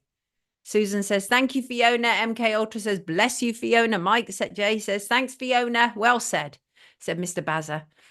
Tony disagrees with Fiona. Tell us why, Tony. There's probably about 100 ships an hour going up and down the channel, says DJ Darkside Jungle. Now, the thing is that we also have to deal with people trafficking. People trafficking. There's people trafficking going on out there. We've been coming together all weekend. See how we are living. And King said the rioters smashed up my hometown and caused £2.79 worth of damage. Shug, who's odious? Lawrence Fox. Tony likes Lawrence Fox, dear God. Tony, fine. Nicola says, thanks, Fiona, top warrior. Oligarchs laughing, war profits up. Good point. Who was that? That's David. David agreed. Yes, Mary. Fiona's lost a ton of weight. She was on with us recently talking about how she kicked her booze habit. And obviously it's had a fantastic impact on her. Unity and resignation of the word no. Right. Oh, this is so weird, right? Honestly, I just feel that all of these things are all happening at the same time for a reason. And that is, I recently reported, this is when I was at TNT, I used to do the breakfast show there, for those who don't know. But when I was there, I was approached by a production company, Minnow Films, and they approached me about appearing in a documentary for one of the main broadcasters, and they said, we can't tell you who it is, but you can probably guess. And I said Channel 4, and it turns out it is Channel 4, and the program is actually it's got a working title at the moment called Go Back to Where You Came From. So they approached me and they said, we're looking for opinionated people who have opinions about immigration, and we are very interested in you taking part. It's like 6 people with different views taking part, and it was going to be, you know, quite a challenging experience, and they couldn't tell me completely what it was. But basically I went through all the processes, right? And they said I needed to be away for a month. I think it was from May until June. It was like 15th of May until 15th of June or something. So I needed to be away for a month. And they taught me all through it. And I basically got to the final stage. And then they said about me being jabbed. And I said, that's not going to happen. And the casting agent immediately said, well, that's it then. It's over. We can't have you with us if they're not prepared to do this. So anyway, the program is called, as I say, Working Title, Go Back to Where You Came From. And the idea is that, so it's a 4-part series, which is set to challenge how British people feel about asylum seekers and immigration. And the show basically immerses 6 opinionated Brits with different views across the immigration argument into the reality of a journey that a refugee and a migrant might take. And they're sort of starting on at the UK borders, and the contributors will then travel to the homelands that refugees are said to be so desperate to leave. So you have like some people dropped into high-risk locations in Somalia, in Syria, in Mogadishu, and it's to see how they will cope in that experience with the threat of nearby missile strikes, etc. They then travel to countries on migrant routes through Africa, the Middle East and Europe into the UK, facing various confected scenarios. And they have to track through the African desert. They have to climb over border crossing. Can you imagine me doing all that? I mean, I'm not even sure if I'm physically capable of doing all that stuff anymore. But I think it's an interesting program idea, but I know what it's intended to do. It is absolutely intended to contribute to whip up more chaos and more distress. And I'm not sure that that is a solution, because they're going to create manufactured scenarios that won't actually necessarily be that true to life, because they're not true to life, right? So I thought that was interesting. How did you know he was Moroccan? Oh, you're not talking to me. No, Pink Diamond, they were not expecting me to be reasonable. Not at all.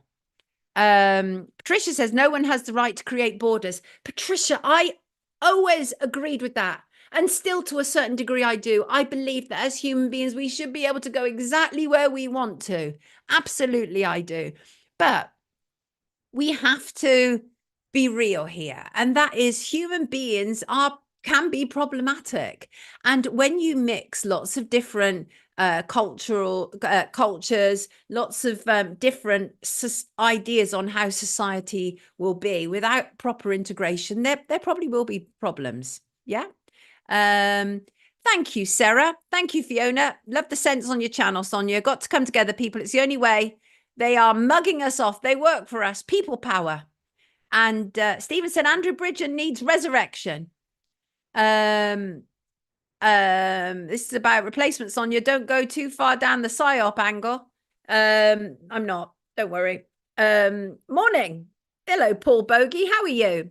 Heroine to hero. Paul is Paul's somebody who's been on my shows before. I don't know if you've been on this live stream, Paul, but you're very welcome. Paul turned his life around. Paul had great difficulties and ended up being a heroin addict and turned it all around. And he now raises money for homeless people. So we love that kind of stuff, right? No, they don't know me very well, Rach. They don't. I thought that was really hilarious. They got to that point. Let's slightly change things, right? Because obviously we focus so much today on what is going on, you know, over this weekend and at the moment, and as we should, absolutely. But we also are about variety around here. And I don't know if any of you seen this new Netflix documentary about Jack the Ripper. And I watched it because I'm always quite interested in different takes on it and who they're going to claim is Jack the Ripper this time. And of course, this month is the ghoulish anniversary of the first Jack the Ripper victim, August 31st, 1888. And Victorian London, over 135 years ago, people are still trying to solve the mystery. That's the reality, isn't it? And the thing is, I think what a lot of people forget, because people are like, oh, well, he killed prostitutes, like they're collateral damage that we can just get rid of. It's not an issue. But it's really important to remember also, which of course is not true, not at all. Nobody should be murdered. But it's also important to remember the extreme backgrounds that existed historically in those times. So you had these extreme wealth in like West London, and in the East End, it was so impoverished. I mean, people were literally dying from hunger. That poor houses. And they also had doss houses which was a place where impoverished people had to find daily pennies in order to be able to have a place to sleep for the night. They're type of hostels. Many women were forced into prostitution as a consequence because they simply couldn't survive. Some things never change, eh? And what I don't think I'd ever really taken account of before, which I think this Netflix documentary actually rams home, is we've got a kind of romanticized idea about Jack the Ripper, right? Was actually the sheer extreme violence of the man. And I say the man because we're almost all pretty certain that it was a man. And like, for example, Polly Nichols, the first victim, was cut from the chest bone down the abdomen. I'm not going to go into any great detail about it, but almost all of his victims, Annie Chapman, who followed, again, shocking mutilation to her body, which is why police then believed that the murder of Annie Chapman was related to Polly. And this murderer did insane things like put in Annie's intestines over her shoulder, you know, sort of cut from here to here and all over. Awful, awful stuff. Then there was Elizabeth Stride again. But this was interesting, right? Because this was what they call the night of the double event. And Elizabeth Stride, there was no mutilations, but there was a cut throat. And some people believe this was because he was disturbed. Because then 45 minutes later, the body of Catherine Eddowes was found. And as I say, it was the night of the double event. And this was described by historians as the most extreme mutilation yet. It was almost like the frustration of not being able to complete the job on poor Elizabeth Stride was then taken out to extreme degrees on Catherine Eddowes. And then there was Mary Jane Kelly. And that was what many people considered to be the worst attack so far. And what was awful about that, of course, was, well, not, it was all awful. But what was unusual about that was it actually was in her room. She had a room that she was renting, and there were her entrails all over the room. I mean, this is shocking stuff. And don't forget, this has been romanticized in many, many movies. One thing that, well, the many things that we know for certain, and that is the suspect knew his way around the small alleyways and bolt holes of Whitechapel, which is where it happened. And like the first of many suspects was John Pizer, a cobbler, because they'd found part of a leather apron. And so they assumed that it must be somebody who kind of used the leather apron in their work. He was dragged to the police. He was released as a suspect. And the police chose not to speak to the press. And so the press became increasingly frustrated and started to run with their own sensational stories. Some things never change, eh? Some things never change. They just use social media to do it these days.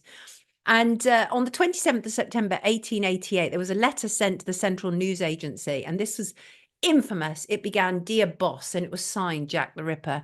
And there was born a murderous, headline-grabbing legend. Loads of hoax letters followed, with people all over the country sending letters signed Jack the Ripper to police. And people believed it could possibly be a hoax, that letter, the Dear Boss letter. They believed that it was possible that it could have been created by a journalist to make the story. And honestly, given everything we know these days about the lies of legacy media, we know it's not impossible. So is it possible that Jack the Ripper actually came about from a letter that was concocted and created by a journalist? Possibly. Then there was other people who were accused. There was a letter sent to George Lusk. George Lusk was somebody who had a residence group. He wasn't accused. He was part of a vigilant group in the area. And there was a letter sent which appeared to be saying that the murderer was actually a cannibal. There's disagreements about that letter. And half a kidney was sent to George Lusk. And it was noted that half a kidney was taken from Catherine Eddowes. Now, some people said that could be the real murderer, or it could be a medical student, because a whole load of people, for some reason, decided to start sending hoax letters to the police claiming to be Jack the Ripper, because they're mad, right? And after Mary Kelly, the murder stopped, and people wondered why.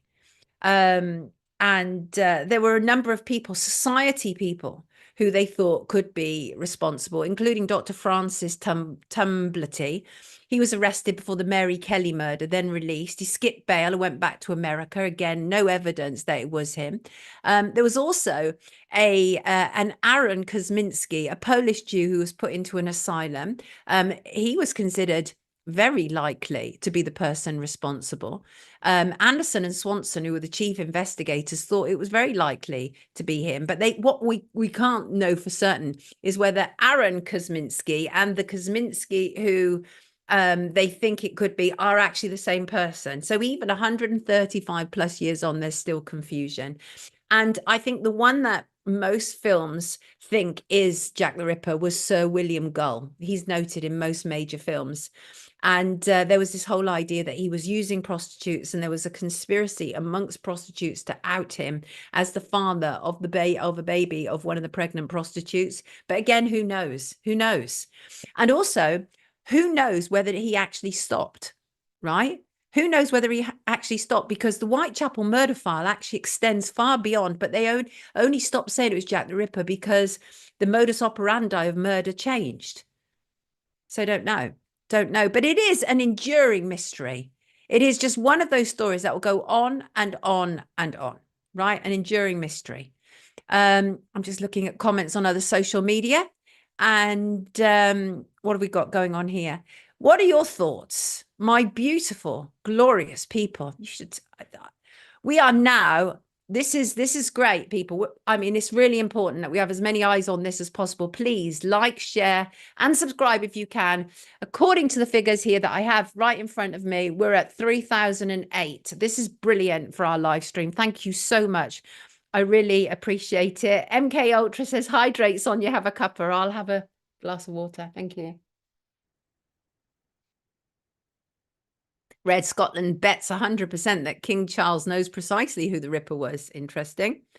What's this? And test you positive for virtually anything. Yeah, absolutely. You're talking about Carrie Mullis, the PCR tests. Yeah. Well, they tested papaya, didn't they? And papaya had COVID. Do you remember that? That was a test. Oh, Kat, good point. Early day version of keep them in fear. And I always think it's really good and important to kind of reflect back on what's happening and look at it in a modern day context to see if we can draw parallels. And Pink Diamond said, I believe the newest theory that it was a jealous wife woman back then weren't seen as capable of doing such things, so they would have been ruled out entirely. Good point. He in the silence says, I sometimes think that Jack the Ripper may have been someone the system protected, as they may have been one of their own. Gosh, we would be so shocked if that was the case, wouldn't we? Let me bring you up to speed with some other news. The body of 19-year-old Jay Slater, British lad who died on Tenerife, has now returned home. Let me just have a look at some details here. And oh, no, that's about Hugh Edwards. I'm going to come to that. Oh, my God, there's so much news I've still got to get through. Look at the time. Jay from Oswald Twistle in Lancashire disappeared on the morning of June the 17th while trying to walk back to his holiday accommodation in Los Cristianos. He was, of course, we were told he was there in Tenerife for the NRG festival. He was there with his friend Lucy and Brad and others. He was at the NRG festival. Some of the last video footage that we've seen, he was clearly wasted. And I always maintain, what on earth was that black bag he had with him constantly? There's probably something in it that he was carrying, highly likely. He was found by a Dutch search team, 3 members of the Signy Zoic Honda team and their Belgian Malinois dog, how do you pronounce that, called Flex, pinpointed the exact spot where he was. And there's obviously been a great deal of controversy around the GoFundMe, which was originally set up by his friend Lucy May, and which we've had the very, very brilliant Peter Hyer analyse the original GoFundMe message that was put up by Lucy May and was since taken over by Jay Slater's mum. It reached £74,000. A post-mortem in the UK has concluded that Jay died from traumatic head injuries consistent with a fall from height. I think there are still many questions around his death. I really do. But do you know what? It's still sad. That's still somebody's son. That's still somebody's brother. It's still sad. I know clearly the lad had a checkered history, a troubling checkered history. No doubt about it. He was involved in a machete attack against a lad of a similar age. But the funeral is this Saturday, I believe. Let me just check that. Yeah, it's this Saturday. And they want to give him a big send-off. That the aim is to give him a big send-off. It's set this Saturday, August the 10th, at the chapel in Accrington Crematorium in Lancashire. And the service will include a celebration of life. So very sad. It's very sad. That was a very sad conclusion to that story, because you know what, you're still young. People do horrendous things. And some people get a chance to straighten out their life and others don't.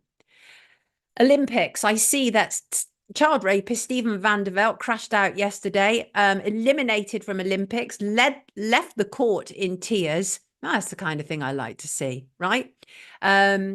And a huge message sent out that people like him are not role models, shouldn't have been there in the first place. And it's very painful for many, many people, especially when you have commentators like Emma Wolfe. Emma Wolfe is a descendant of Virginia Woolf, and I've worked with Emma before on Stephen Nolan's show on Radio 5, BBC Radio 5 Live, and now she's a commentator on my old platform, TNT. But she said some absolutely hideous, horrendous stuff. Her and Bev Turner together, they were defending Stephen van der Veld. like proper defense of him. Oh, you know, it's the history, like Emma Wolf in particular, you know, he's got to be allowed to get on with his life, and talked about how sassy 12-year-olds are. She was a victim. She's 12 years old. And by the way, 12-year-olds cannot consent to sex. That's rape. A 19-year-old boy having sex with a 12-year-old is rape, Emma. And this is the problem about, honestly, airhead commentators, is that a lot of the time, they have no care or concern about the topic that they're commented on. So they just shoot crap out of their mouths, absolute bile, the damage that that woman had done. And then she turns around and says, I'm going to donate my fee from GB News to a charity. Emma, I doubt you were even getting more than 50 quid to do that news review. Donate some of your money, because honestly, I think you do have money, Emma. So donate real money rather than just trying to make it look like you care, because you don't, right? You don't care. And you don't care because it's evident from the comments that you made. And I thought they were truly appalling. And Emma, you would be welcome on here to have a proper conversation with me about it, because I was utterly appalled and I quite liked you before. Isn't it interesting that Mark Adams, who is the spokesperson for the International Olympic Committee, was also the best man at Keir Starmer's wedding? I find that interesting because Mr. Adams has been coming out and talking about the criticism about the gender of boxers in the Olympics, and putting up a great defense of what has been going on. And the thing is, both of the people that they're referring to, Kelif and Young Ting, were disqualified from the Women's World Boxing Championships in March last year after failing gender tests. And yet here they are at the France 2024 Olympics, knocking 12 bells out of their opponents. Anyway, yes. Mark Adams is Keir Starmer's old mate. Oh, yes, he is. And by the way, we talked on Friday, didn't we, about Snoop Dogg saying, "Go get away with all that stuff about Baphomet and everything." And one of the commenters at least pointed out, because I said, yeah, it could be what he's saying, GOAT, greatest of all time, although I doubted it. And I didn't like his insincerity and like, I don't know what you're all talking about. When I have interviewed Snoop, I know exactly that he knows what people are talking about when they talk about Baphomet. But it's interesting, of course, because the huge star of the Olympics is Simone Biles, and at the same time she's got a huge documentary on Netflix called Rising, and she appeared with a goat chain. I think it was on Friday. And Simone Biles, of course, she's only like whatever 4'8", 4'11". She's tiny, but she does incredible gymnastics with her body. But she appeared, and she did actually have a full goat as opposed to just a goat head. So whoever made that comment, I completely take your point, especially when you put them side by side. But yes, Snoop Dogg has become like some sort of Olympic mascot, right? Like being paraded all over the place there. Even at one stage, walking with the Olympic torch, right? How interesting. We talked on Friday, of course, about Hugh Edwards, that sanctimonious, pontificating maker of child abuse images, and who had pleaded guilty. The BBC has begun wiping archive footage of him. And his image and voice are being removed, starting with family and entertainment content on iPlayer. And up until last year, Edwards was one of the main presenters on BBC One's News at 10, often fronted coverage of major events, including the Queen's funeral. As you would expect, we are actively considering the availability of our archive, says a BBC spokesperson. Yeah, but you're not actively considering getting rid of Eric Gill's statue outside Broadcasting House, the pedo statue, are you? But what we do know is you are actively using the public's funds to protect that statue. So, you know, and also just a reminder, of course, about Hugh Edwards. He pleaded guilty to 3 counts of making indecent images of children at Westminster Magistrates Court on Wednesday. And headline writers out there, stop referring to it as child porn. How dare you? Your ignorance. Just Emma Wolf all over again. These people, they don't care. It's not child porn. It's child sexual abuse images. Child abuse images, right? You are sexualizing these victims by calling them porn. Stop doing it.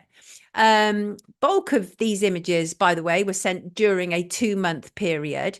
He'd been involved in an online chat with an adult man on WhatsApp between December 2020, August 2021. 377 sexual images were sent. 41 were indecent images of children.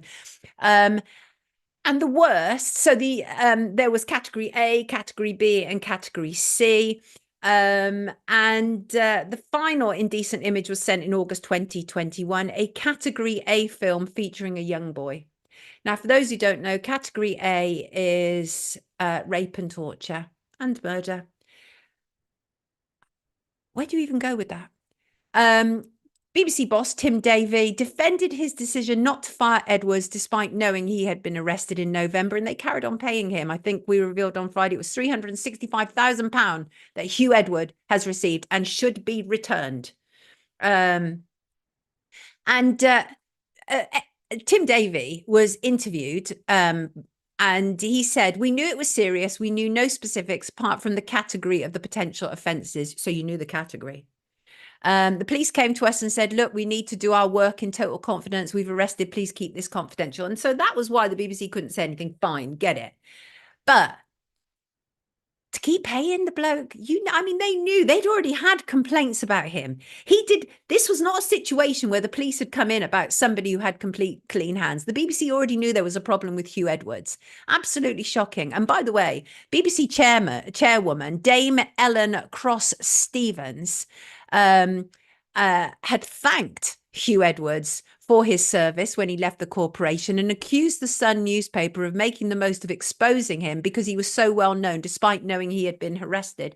These people, don't they make you sick, right? The moment that I hear somebody has been involved in something like Hugh Edwards, everything else he has done is immaterial. I had somebody on social media, the people have to understand, I don't argue on social media, right? I'm not interested in that. That's why a picture of me on X is of me turning my face like this because I turn the other cheek, right? That's exactly why that picture is like that. So for the most part, I will not argue with people on social media because why? What, get brought down to their level? I think not. But I had somebody on social media who's going on about how we must also appreciate that Hugh Edwards was a fantastic broadcaster and, a consummate professional. What? Who cares? The moment he's involved in category A, B, and C, child abuse images, I don't give a flying what he's been doing. No, I don't. Everything else is immaterial. Immaterial. Absolutely it is. And by the way, good morning to you, Steve. Hello, Steve. Grand rising. I'm trying to change my language. I think it was Catherine who pointed out the problems with good morning the other day. Steve wrote in. Steve's written in before. I'm writing further to my earlier email on Lucy Letby. Yesterday's Telegraph article revealed that a lethal bacteria was present on the neonatal unit at the time she was accused of attacking babies. This reminded me of a comment made by the senior investigating officer on the case, Detective Superintendent Paul Hughes of Cheshire Police. Following the first trial, he stated that when he began the investigation, he hoped everything might be due to a bad bug in the water. This seemed at the time to be a strange remark, but now appears a very sinister one. And of course, for those who don't know, Lucy Letby, I'm telling you, that conviction is going to get overturned. I can see it now because the amount of people who are rallying behind that story. Just a reminder, of course, Lucy Letby, former neonatal nurse, convicted of murdering 7 babies, convicted of the attempted murder of 7 babies at the Countess of Chester Hospital in England. Many people believe that she is a scapegoat for the failures of NHS. Newspapers are now coming out with more and more really important points. And Steve is pointing out what was in the Telegraph. And just to go on with this letter, Steve says that the detective superintendent confirmed that he was very alert to the dangers of bacteria and must have inquired into this possibility and has either lied or been lied to. And I feel this matter must be pursued. Absolutely. With Lucy's nursing colleagues having been intimidated from speaking out, which we've seen in recent weeks, or being witnesses in her support, and further evidence that crucial information has been withheld, it would seem the prosecution should be thrown out, giving Sir David Davis the opportunity to call for Lucy's early release. And of course, Member of Parliament David Davis, one of the most high-profile members of Parliament to come out about this, has said, absolutely, there is a problem here. And many people believe truly that this is a miscarriage of justice. And I'm one of them. And the thing is that you know what it's like. We were talking with the Jeremy Bamber campaign on Friday, weren't we? And how, like 40 years later almost, and we're still unpacking the truths about that story. And the problem is once people get awfully demonized by the press, it's very, very hard for the public then to appreciate what may really have taken place. So Steve just goes on, says, a trustworthy legal team to assist her going forward would also, I believe, be of great help to her. Dr. Scott McLaughlin of King's College London had analysed the case of each baby last year and found infection to be highly likely in each case. And it is heartening that the attempts by doctors and authorities to keep this hidden have been exposed. Thank you for continuing to mention Lucy's case on your show. No problem at all, Steve. And of course, that was the headline. Letby Hospital suffered outbreak of bacteria that can kill babies. This is serious. Imagine if she's innocent. I mean, awful, awful. If you're innocent and you've been so badly demonized, it's horrendous stuff, horrendous stuff. What are you saying in the comments there? It's 11:15. Right, we've got a few more things before we finish here. Let me just see if there's anything about Lucy Letby that I can read. Absolutely loads. We have thousands on the stream. Thank you so much. Bless you. Really appreciate that. Oh, I like Jones's comment. We're getting poisoned every day from the air, yet the public are shouting at the TV. Absolutely. Mama, we're all right wing now, says see how we are living. And Kat says she's innocent. Mrs. Pirate says she's innocent. Mick says sticks. Beyond Belief says they love to cremate the evidence of their crimes. Powerful comment that. Do they, Jan? They put ads on just when an important bit is being discussed on here. I'm sorry to hear that. I need ads at the moment just because I need to be able to finance this show. But, you know, as we get more and more funding, which we are getting funding, and I'm so grateful to, do you know, the thing is, I understand that some people don't have money to spare, and that is absolutely great. Never want you to feel that you have to part with money that you don't have. Keep your money that you need, absolutely. But if you can't afford it, obviously donations are welcome around here, absolutely. But that is the reason why currently we have ads. I have been approached now by 6 companies who want to sponsor me. Not one of them is appropriate. If I get sponsorship, you see, that would change it, and I could take off the ads. But what is the point of me railing against what is taking place in our world and yet be sponsored by one of these companies? And one of them was represented by BlackRock, talking about which I want to bring you to a new segment that I have here, Disinformation Corner.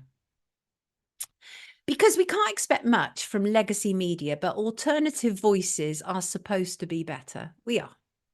And I think disinfo accounts that claim to be truthers are worse than legacy media. We expect mainstream media to lie to us. We don't expect so-called truther accounts to do the same. So I'm going to start a mythbuster for conspiracy theories, because there are a lot of factual conspiracies and they are easier to dismiss when there is the muddle of this nonsense that also gets pumped out to us. So equally, however, I want to look at those dismissed as lies by establishment fact checkers like Snopes and see if their conclusions are wrong. So this Disinformation Corner, feel free to send me a conspiracy theory or anything that you have been sent and you want me to investigate it. So the first one I'm going to investigate is to do with BlackRock. So BlackRock, of course, the world's biggest asset management company, and completely compromised and run by Larry Fink. And there's many things wrong with Larry Fink, many things wrong with Larry Fink. But what we are being told, let me tell you, we were told that BlackRock had bought 47% of Ukraine's land. Well, that is possible. That I couldn't find anything that disproved that. But what we were told, excuse me, I get a bit hay fevery, bit nosy runny, excuse me. What we were told is BlackRock, as a consequence of buying those hectares of land, we were told that BlackRock had deemed that no Ukrainian soldiers could be buried on that land. And we were told that BlackRock had asked that this land not be used for burials and that the bodies be cremated or disposed of in other ways. And that story is all over social media. It appears to have started on a Telegram channel. And let me just, yeah, it originates actually from a satirical Telegram channel, which actually has in its description, this is a satirical channel. But it is also false to claim that by 2023, international corporations had bought 17 million hectares of Ukrainian land. So land has been bought, but not as much as we're being told, because that all emanates from a satirical Telegram channel. Now that has gone all over social media, right? And it like literally is all over social media. And you even have like Russian actors like Nikita Mikhalkov, who's actually continuing to pass along that rumor as well. It was based on information that had come their way. And the thing is, there are bad faith actors on all sides. We know that. But I wanted to look into that because there's a lot that's wrong with BlackRock. A lot that's wrong with BlackRock, not least that Larry Fink has admitted that they're desperate to change our attitudes. And in fact, I'm going to quote him. He said that he admits to forcing woke diversity quotas on companies. He said behaviors are going to have to change. He said you have to force behaviors. And at BlackRock, we are forcing behaviors. If you don't force behaviors, whether it's gender or race, you're going to be impacted. So we know there is lots wrong with BlackRock. But this is the stuff I object to, is when you get this disinformation in with the factual stuff, because it is so easy then to say, well, it's all rubbish. No, BlackRock is a problem to our world, but I have not been able to find any decent source which actually says that they have banned the burials of Ukraine soldiers. And it actually appears that the very first source of that was an actual satirical channel on Telegram. So please keep sending me in, or start sending me in any stories that you would like me to look at. Although Catherine makes a good point here, says conspiracies have a habit of becoming fact. Oh, Sally Clark. I remember that story of Sally Clark. And what's this? Lucy also doesn't, oh, they're talking about Lucy, doesn't have the background of a serial killer. Yeah, there's lots wrong with BlackRock. No, don't worry about that. Divine us king, no worries. You can express yourself however you feel necessary to. I get it. What else? What's Gods of Money? Is that a book? Sarah,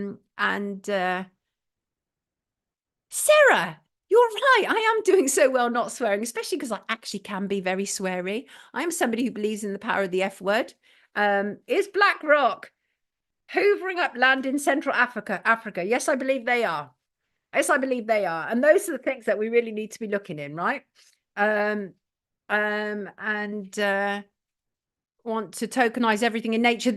Eileen Whitney did. I actually quoted her the other week. Absolutely. That is exactly what BlackRock is doing. They are doing that. They are tokenizing nature, which is obviously plays into, there's that year again, Agenda 2030. And we know that, and that's why they're buying up land all over the world. I mean, they are buying up land all over the world, but where the disinformation is this idea that they're buying up land in Ukraine, but they're saying that you can't bury soldiers on there, and that is the disinformation. Now, I am always happy to be proven wrong, right? Because I think one of the problems that we have in the world is arrogance. That when we get things wrong, that we're not prepared to put up our hands and admit it. Well, I am. And John from Coventry said, if someone doesn't swear, I don't want to know them. Absolutely. And George said, nothing wrong with a good rant. What's this? Blair Bullion is a good gold company, an ideal sponsor, Sonia. Wait, I think they might have approached me. Pink Diamond said, if that's the case, why on earth did Ukraine refuse?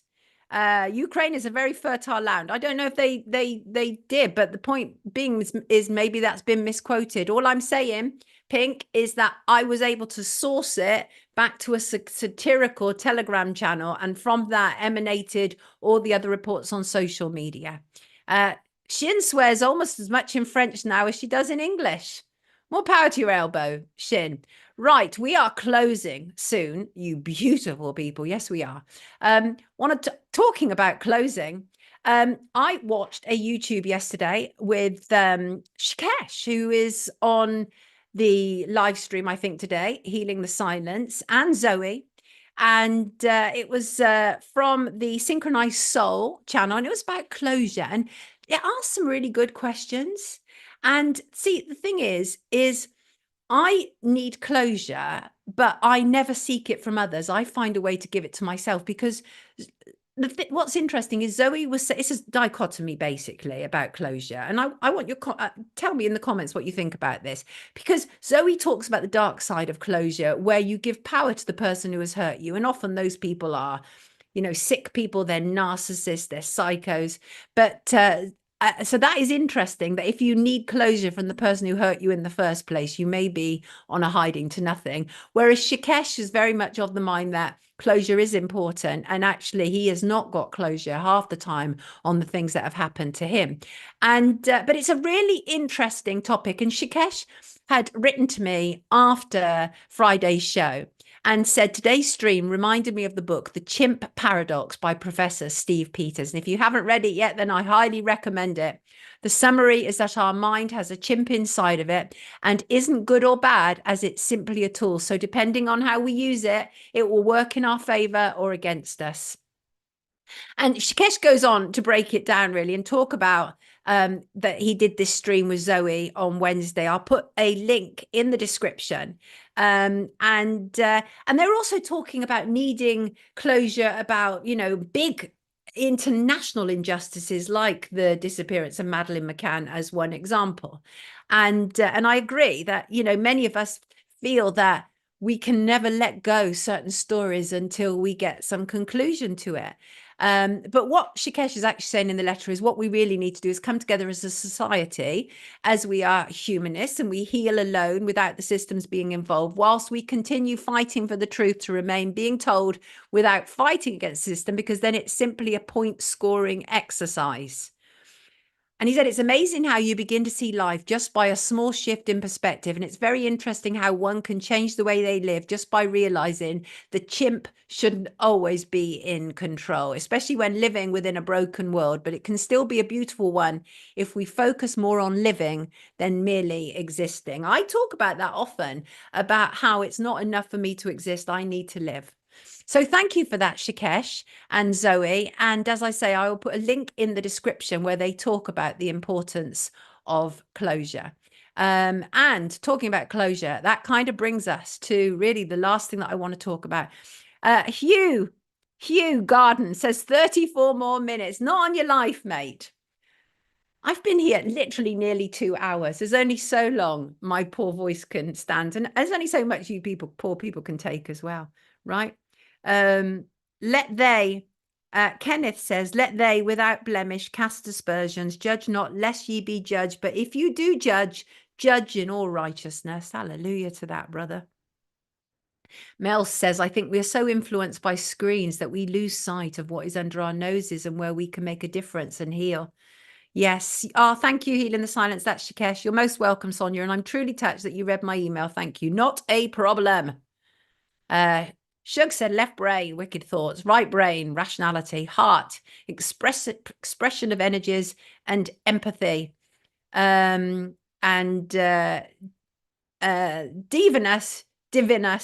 the king, says we fight the good fight. Truth is our weapon. Love is our power. Truth will set us free. Humanity will triumph. We unite. Ah, Catherine, you could not listen to me all day, my love, but thank you anyway. I appreciate that. You're a darling. Yes, have a great week, everyone. Humans have evolved too much. Monkeys are living the best lives. Says Pink Diamond. No, Stella, I am not keep going till 12 o'clock. You're mad. No, Red Scotland. I don't think the idea is that we come from monkeys, because I don't come from a monkey. Do you? I don't come from a monkey. But there are clearly similarities, right? I don't think that's the idea, is it? But I could be wrong because I've not read the book. Heppelwin, thank you, darling. Try to imagine cleansing white light around you every day. See it as a shield. I just want to eat mushes all day and smoke something. Shouldn't have to come to this, says Rowie. God will win in the end, says Christine. And whether you believe in God or not, I believe definitely in a creator. So because we're living through really turbulent times, and we are, aren't we? I want to talk about the importance of being grounded and finding balance in these turbulent times. And because we live in times of upheaval, I see a similarity to England in 2011, and other people like Fiona have also drawn parallels to the BLM riots as well. And absolutely, all those things are absolutely relevant. And the thing is, we have to stay strong. We're like a ship on the ocean at the moment, and they're blowing us from one side to another, aren't they? And it's so important to find balance, ground yourself, seek wisdom within.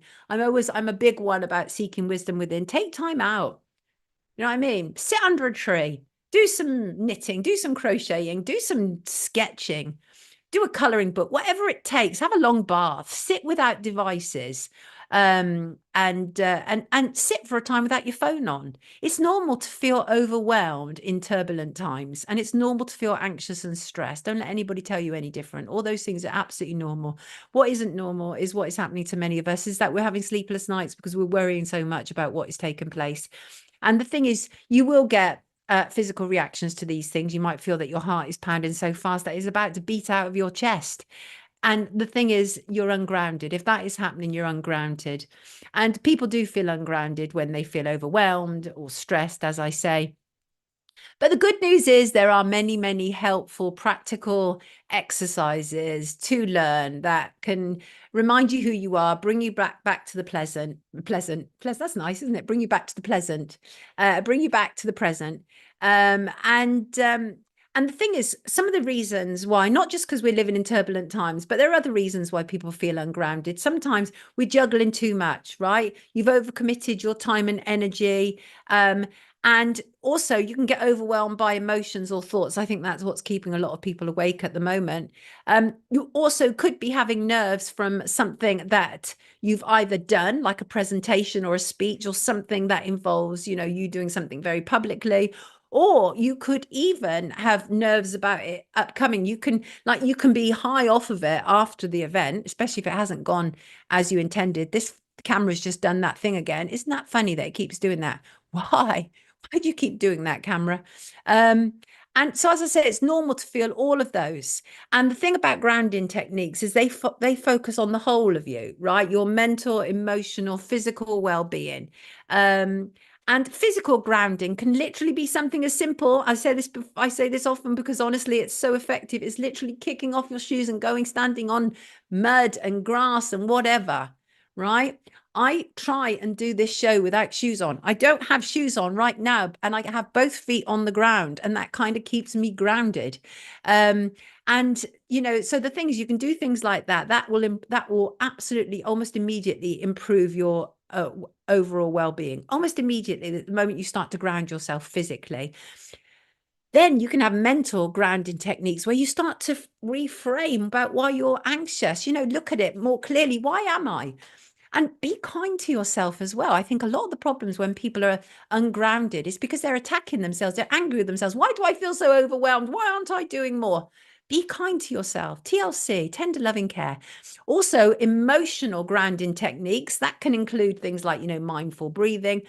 And this is my personal favorite, compassionate self-talk, right? Half the time, people talk to themselves in a way they wouldn't dream of visiting on somebody else. People tell themselves that they're rubbish, that they're useless, that they've never finished anything, that they can't win, all of that stuff, right? And it's not good, because honestly, if you're hating on yourself, you're inviting the whole world to hate on you. And it's really important to have really strong self-love. Many people know my story. Quite a deprived childhood, honestly, and no shade on my family. We were all struggling. My mum was dying pretty much from the day I was born, bless her heart. She eventually died when I was 11. My father had left when I was 3. So I was kind of orphaned at the age of 11 with my older brothers and sisters who were also going through their own pains as well. And so I had what amounted to something of a breakdown on the eve of my 30th birthday. And it took me a year to recover. I couldn't talk to people. I couldn't even pick up the telephone. I would filter all calls. And it was a real hard time. And honestly, best thing ever to happen to me. Can you believe that? My breakdown was my breakthrough. And I always maintain that sometimes you just, and the reason I had a breakdown was I did not accept that my mum, for some reason, I always believed that my mum was going to come back again. I even feel emotional, even now, all these years on, talking about it, because I had convinced myself that she'd just temporarily gone. And so on the eve of my 30th birthday, when it hit me, your mum ain't coming back, right? And nobody's going to rescue you. You're going to have to rescue yourself. And at that point, I was a music journalist and I was getting drunk on a regular. I wasn't an alcoholic, actually, although arguably I might have been considered a functioning alcoholic, but I would kind of drink all night, I'd party all night, and then I'd rock up to my work as a music journalist in the morning, having not gone home. And that was my life for a very, very long time. And I was running away from myself and not grounded at all, deeply ungrounded. So grounding techniques are absolutely vital, you know, and don't forget, we've got our senses for a reason, right? Use them to keep yourself in the present moment, right? Your touch, your taste, your smell, your vision, and your sixth sense. Don't forget internally as well. And, but the thing is, I think getting out in nature, you can't be getting out in nature in order to ground yourself. I love it. I absolutely love it. And, you know, and also it's really important that with your senses that you really engage with them properly. Like your sight, for example, make sure you properly engage with your visual environment. And by the way, one of the ways to do that is pick a color. Like when you're out in nature, you could always pick green. What is green out here? But what it does is it actually gets you to focus in a way that it takes you away from all that other heavy stuff, the overwhelming stuff. So that's a good one. But also, as you're walking, slow breaths. In and out, in and out, in and out. And sound, you know, it's also really good sometimes when you're out in nature to close your eyes and tune into the world around you. Well, actually, anytime, but especially when you're out in nature. I love that. I love going out in my garden. I have a hammock out in my garden. My daughter bought me a hammock a couple of years ago, and I absolutely love it. And I have that. And, you know, and also, right, if you want to really get in tune with yourself, do like things like taste. Really get in touch with your taste. So pick something, grab a snack, eat it slowly. Pay very close attention to the taste of that food. All of this stuff will ground you and bring you back to where you are. And also touch, right? Close your eyes, reach out and touch something. And, you know, feel it. What does it feel like? What does it represent to you? What images do you get? All of these things are really, really good to ground yourself, bring you back to the present. And that is really what grounding is for me, bring you back to the present. So you can do all the other stuff. You can do the mindful techniques. You can do, you can go and see an expert if you need to, if you feel so utterly overwhelmed. You can do meditation, but there are really other easy ways that you can essentially deploy yourself to ground yourself. And I love doing all that. And most importantly, I think, not just eating good food, but good sleep. Good quality of sleep. And I know it's really, really hard at the moment for many people, but if you can establish a stable sleep routine, I do actually normally have a stable sleep routine. One of the things which I disagreed with was obviously, if you're trying to establish a decent night sleep routine, then you have to try and avoid napping in the afternoons. But I'm a power napper and I love napping. I always say this is the only thing that I have in common with the demonic Margaret Thatcher, is she believed in power napping, and so do I.